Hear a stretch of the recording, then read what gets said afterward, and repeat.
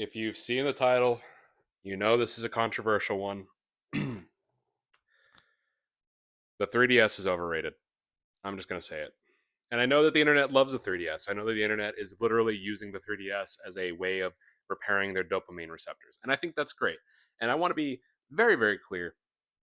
The 3DS is a good console. I'm not going to sit here and tell you, oh, it's trash. Oh, it's useless. Oh, Nintendo didn't know what they were doing. It's a good console. People want it for a reason, right? Maybe not Pokemon X specifically. But this is also, I don't know how long this is going to hold out. I have it clipped here. Uh, we're going to see if it works. Basically, the issues that I have with the 3DS are I just don't think it's worth the hype that it's getting right now. At some point in the last year, people decided that the 3DS was trendy. So what people would do is they would buy a 3DS or a XL or a new XL or whatever, and they would load custom firmware on it, which almost everybody does.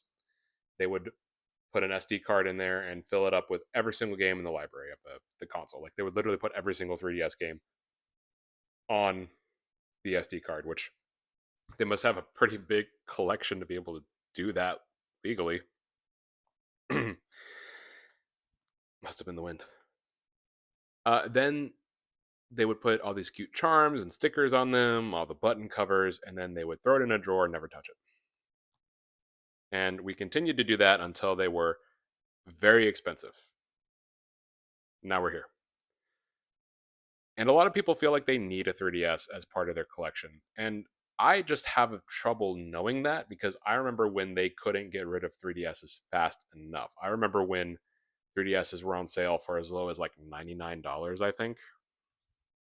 I'll look that up real quick, actually. New 3DS Black Friday edition. No, that's blue. This is the process, guys. It was $100. It used to be $100. Well, here we are now. And again, while I think it's great and I think the library is great, I just think it's really oversold in terms of its place in a retro gamers collection. And I think a lot of people want to start with that without realizing why they don't have to. And then they're going to see the prices and get discouraged. I don't really want that. I think if you're a new retro gamer or you're trying to really build your collection up, the 3DS is really not the best way to go. And I'm going to talk about a couple reasons why. One being, man, these things are not built very well. Compared to the DS Lite and the DSi and the Game Boy Advance, the 3DS systems all have a litany of issues, whether it be with the way they're designed or the way that they're built. The original 3DS, for example, it's really cool. I have one right here, right? This is really sweet. The hinge is broken. That's a problem. Also, it's a brick. It is square. It is not comfortable to hold at all. The stylus placement is very weird, right? A lot of problems. Okay, well, they made the 3DS XL, so they probably fixed that, right? Well, the hinge breaks on that one even easier than this one. So that's not good. Also, I just think it's ugly. I think the 3DS XL is so ugly. It looks like a Fisher Price toy. It's gross. The new 3DS models, well, the new 3DS XL, while fixing a lot of issues that the 3DS XL had, has this other issue where the paint will literally peel off of it. Have you ever seen that happen with a Nintendo console? They'll turn yellow before they have stuff peeling off of them, but the new 3DS XL, for some reason, the paint just can't stay on it. It's a very gross, weird thing. I don't like it one bit. And then the new 3DS XL, or the new 3DS, I'm sorry, those are like fine. They're just hard to find because they didn't bring them over until way later, right? Like we got the new 3DS XL first, and then it didn't even seem like we were going to get the 3DS the new 3DS base model. Also, the naming convention. My God, didn't seem like we were going to get it. We did. Not very many. Here we are. And then lastly, we have the 2DS, which is a pretty good unit in all honesty. Like it's built well, comfy. It's just funny. That's its problem. And the new 2DS XL, which came along very, very late into the system's life, way after its relevancy. The speaker placement is horrendous. I think it feels very cheap and plasticky and like it's going to snap at any given time. I don't really care for that. I do like the three-dimensional thing they had going on the top of some of them, like the Pokeball button you can push. That's cool, but I don't think that makes up for a lot of the other issues. So that's all my way of saying they're really not built very well for how expensive they are. Um, you might also be asking, okay, well, fine. If they're not built well, then why else would they be expensive? What else is there? Is it the library games? Well, the library games is good, but a lot of people buy these for their emulation capabilities because you can technically play everything up through, I think, the Nintendo 64 on them pretty comfortably.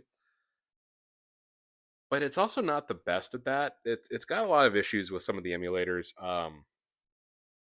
It's also just hard to justify the prices for that when there are other emulation handhelds now. There's an entire market of them that can do this, but better and can run other stuff too. And you're not buying this for that. You're buying it for the experience of owning it, right? Like that's one of the videos I made on day two was the beauty of ownership. You're buying it so you can own it, right? And an emulation handheld, you kind of just have a bunch of files on an SD card. It's not the same.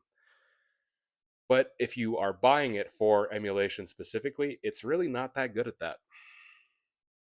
It's also way more expensive than like a PSP can run some of the stuff that it runs. You know what I mean? And those are way cheaper. Um, and the library of games too, while it is good, is not as good in my opinion as the Nintendo DS's library. Case in point, right here. I do not like Pokemon X and Y. I don't. I actually think that I stopped liking Pokemon for a little bit because I did not like these games so much, especially coming off of Black 2, White 2. This was just, it was just like not good. And that's kind of my issue with a lot of 3DS games is like, yes, there are some good ones out there. Like Link Between Worlds is phenomenal. Bravely Default, but man, there's other stuff like the Paper Mario games that aren't very good. There's just a lot of stuff on there that just wasn't as good as it was on the DS. And that brings me to my final point, which is if you really, really, really want a handheld, you want a Nintendo handheld that has a lot of value, you're looking in the wrong place because the 3DS does not offer the same kind of value that a Nintendo DS Lite does. A DS Lite will do a lot of what you want it to do, it just won't play 3DS games, right? Oh, what about emulation? You can emulate some things on it. R4 cards exist. There are tutorials for that, EverDrives, but etc. You can figure that out yourself.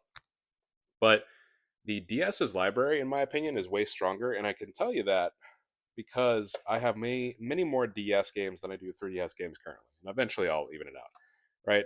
But there are a lot of really great DS games that are much cheaper than they would be on the 3DS.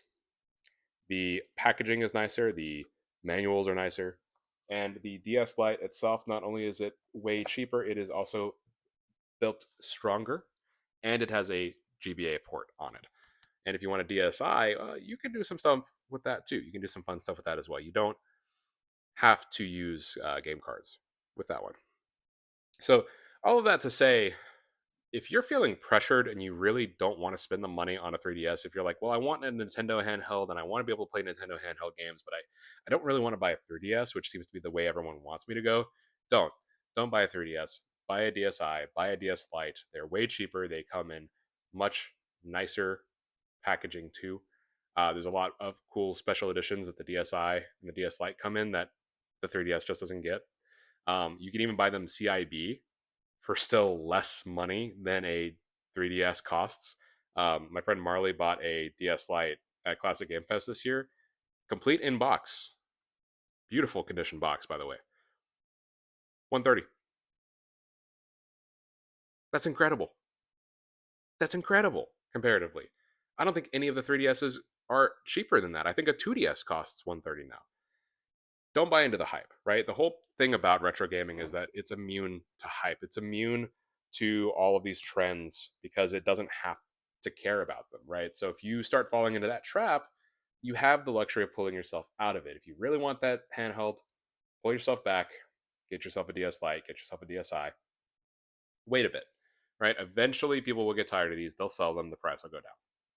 And if not, well, you're not missing much, in my opinion.